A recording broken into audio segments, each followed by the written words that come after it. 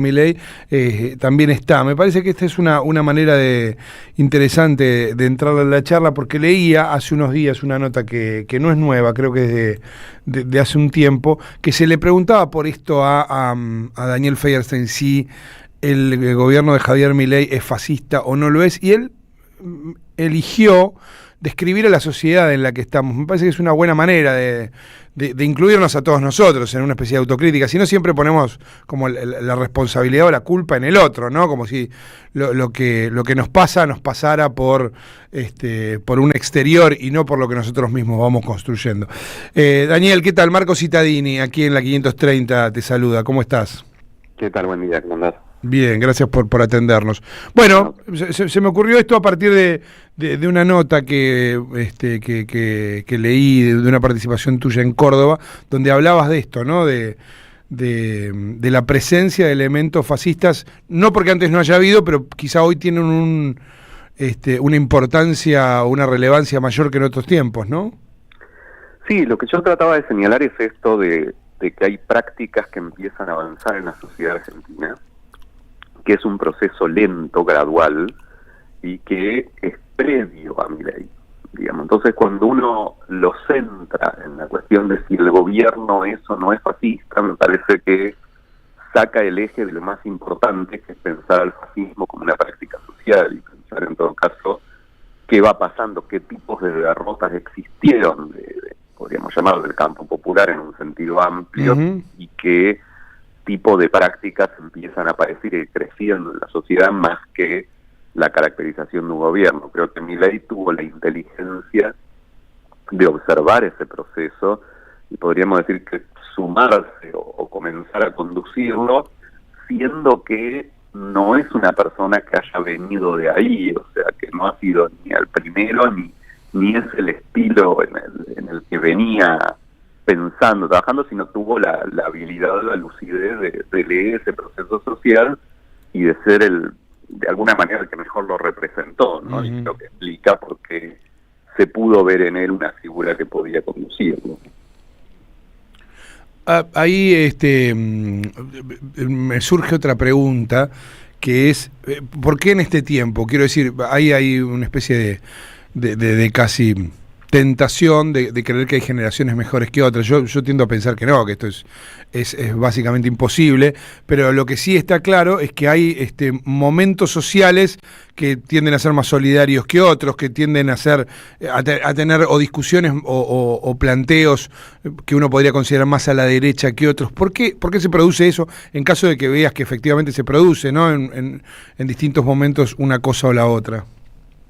Yo creo que tiene que ver, no, como decís, no es que haya generaciones mejores o peores, sino que las generaciones viven cosas distintas, digamos, ¿no? Y que por eso me parecía interesante ver, por un lado, que es un proceso internacional, cuanto menos en todo Occidente, ¿sí? Que tiene que ver con una crisis de otro tipo de modelos, esto es, podría decir, con un progresismo, una izquierda, en general hace muchos años ya que ha perdido horizonte utópico, esto en un sentido, entonces, quien ofrece una propuesta interesante de transformación de la sociedad en la línea de mayor justicia, y lo que ofrece se ha vuelto mucho más conservadora. Entonces, lo que ofrece es mantener la situación de injusticia que tenemos, con la amenaza de que estas nuevas derechas serían peores. Lo cual, en un punto es cierto, o sea, no es que sea mentira, claro, pero como propuesta política es absolutamente, por un lado, conservadora, por claro, otro lado, falta de ese horizonte utópico. La idea de decir, esta consigna, te lo diría de otra manera, que se utiliza mucho en la sociedad argentina, ¿no? Pero esto de defendamos nuestros derechos, claro, ¿no? Defendamos nuestros derechos, por un lado es conservador, no vamos a conquistar nada más, hay que defenderlo, y por otro lado, a una población creciente y que involucra mucho a los jóvenes, que hace tiempo que no tiene esos derechos, bueno, no le ofrece nada, porque defendamos derechos que no tenemos, qué sé yo, el aguinaldo, las vacaciones, ciertas condiciones laborales que disfruta una parte de la sociedad, pero otra parte no. Entonces diría, por un lado tenés como esta cara, y por el otro lado la cara de en esta falta de horizonte utópico, ese progresismo se ha vuelto cada vez más izquierda cultural en lugar de izquierda política, entonces reemplaza esa falta de horizonte utópico por la defensa de algunas cuestiones que son más de minorías, podríamos decir, ¿no? Entonces se da esta paradoja de que se podría decir que es un cambio en relación a lo que fue históricamente, que es que esa izquierda tiene más votos en sectores medios acomodados que en sectores populares, ¿sí? O en sectores de edad más avanzada que en sectores jóvenes, ¿no? Y entonces esto se muestra como un cambio en la hegemonía, como que estas nuevas derechas han sido capaces de interpelar más a los más jóvenes, que justamente son por lo general quienes están más disconformes con el orden existente y quienes buscan una transformación. Lo que pasa es que esa transformación ahora está siendo ofrecida en clave fascista, está siendo ofrecida en clave paradójicamente de una mayor desigualdad, ¿no? Claro, viste que hay una, pues, por supuesto lo has verificado, una crítica muy fuerte al progresismo en estos términos que vos planteabas, ¿no? Digo, en algún punto es una especie de moda de crítica que tiene un costado justo, que probablemente es ese que vos señalabas, y otro un poco más injusto, pero hay, ¿no?, una discusión en el campo nacional y popular acerca del progresismo, ya pensado casi como una especie de mala palabra. Sí, y en un punto creo que es como la articulación de estas dos corrientes. Por un lado, en términos de ver sus problemas reales, que creo que sin eso no hay ninguna posibilidad de revertir esta derrota.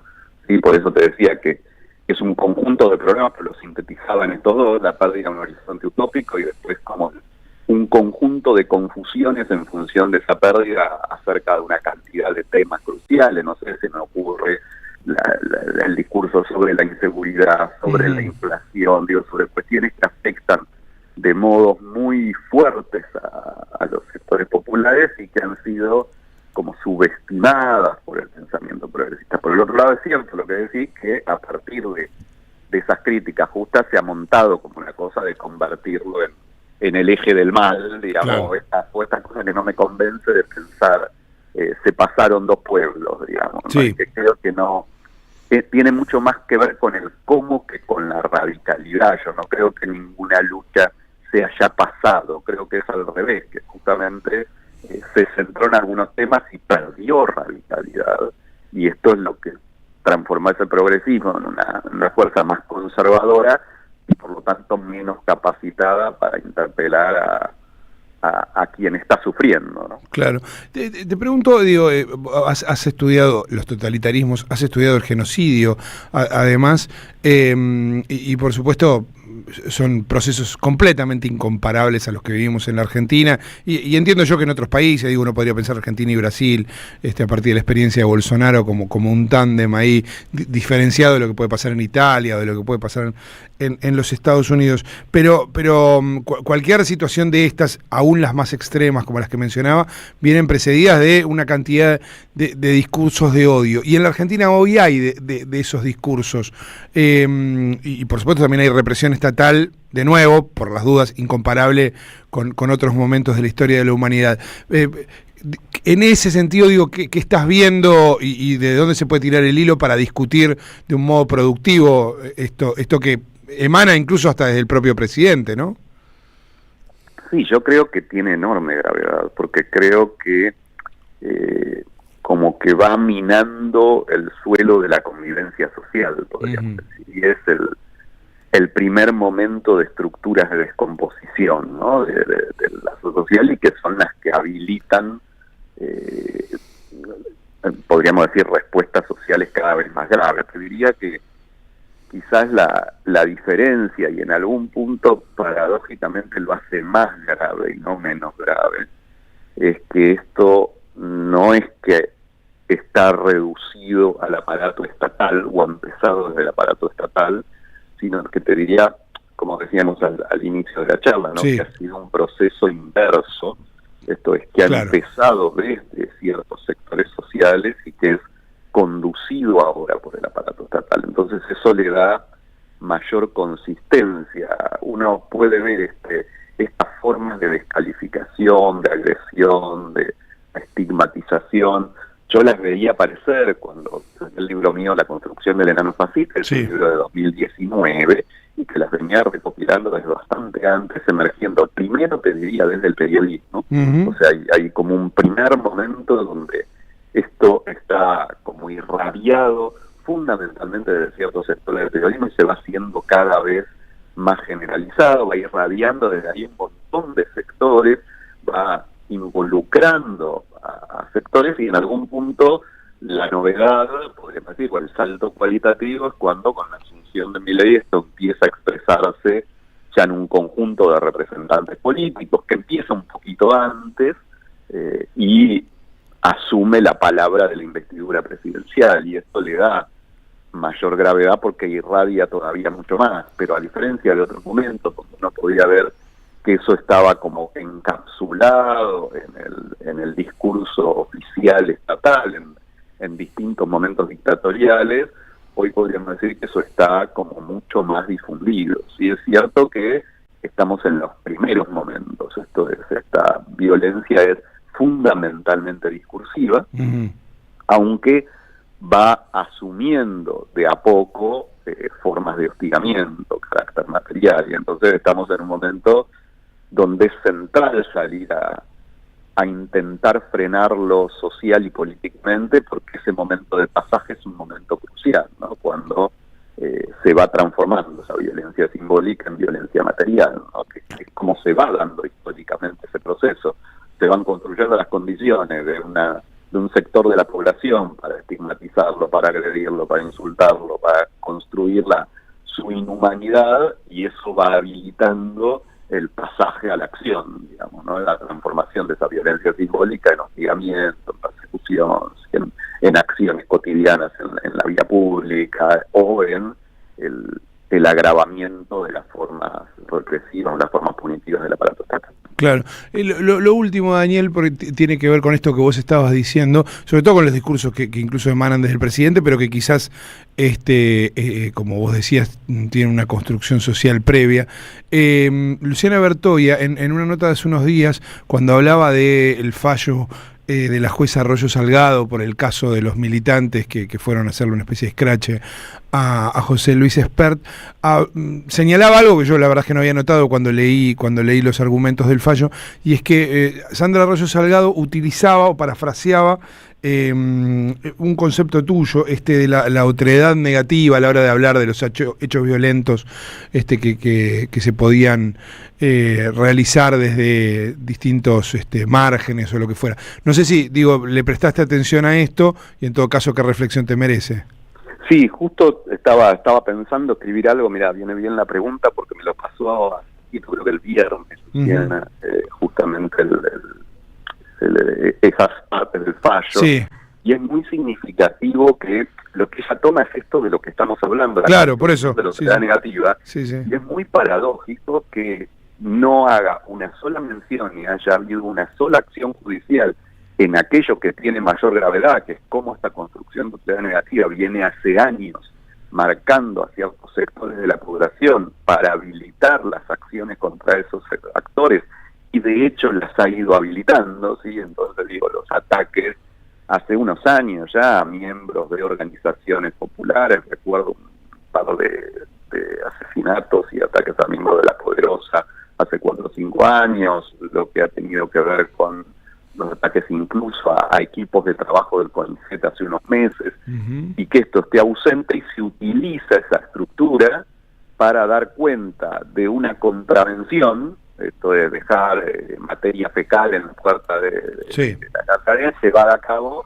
por militantes que no tienen esa articulación con la capacidad punitiva del aparato estatal, ¿no? Entonces hay como una tergiversación de qué proceso identifico frente a qué proceso no identifico, que diría casi es en una lógica invertida con respecto a su nivel de gravedad. Claro.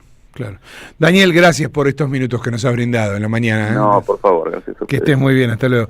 Daniel Feierstein, sociólogo e investigador argentino, especialista en estudio de las prácticas sociales genocidas. Bueno, una charla siempre rica, siempre interesante, aquí para comenzar la mañana de la 530. 8:22, ya volvemos con lo que ha pasado, con las voces. Algunos decían, che, no me pongan a Milei. Bueno, un poco de razón tienen y a la vez hay que escucharlo, es así. Pero les prometo que va a estar muy variado, va a haber voces también gratas en el repaso de dentro de unos minutitos. Somos Radio AM